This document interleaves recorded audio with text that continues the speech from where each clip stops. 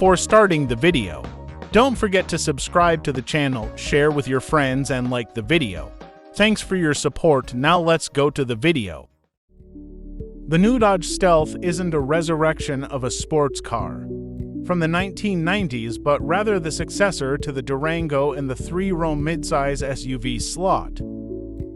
The demise of the current Durango was telegraphed when its counterpart, the Jeep Grand Cherokee, moved to the new WL platform while the Durango was left to languish on the older WK2. The Stealth will get an all-new, modern look to go with its new name.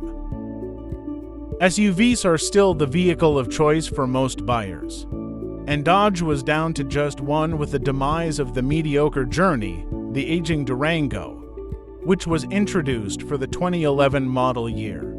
Its replacement comes as Dodge actively ups its SUV game, including adding the sporty new Hornet compact SUV. The Durango name may yet live on, as it could be reinvented as a larger body-on-frame SUV that shares the Jeep Wagoneer platform. That leaves room below for the Stealth. It also shows the brand is more than muscle cars, even as the Stealth badge brings to mind the prior Mitsubishi-built coupe. The Stealth will likely join the Grand Cherokee L on the new WL platform, or it could glom onto the new STL, a large platform, which was designed for electric vehicles but can still accommodate hybrids.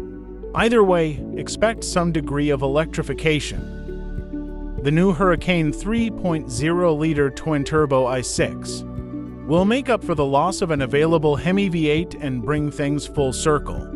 The original Stealth RT packed a 3.0-liter twin-turbo six-cylinder. We estimate the Dodge Stealth will start close to $40,000 and go on sale in late 2024.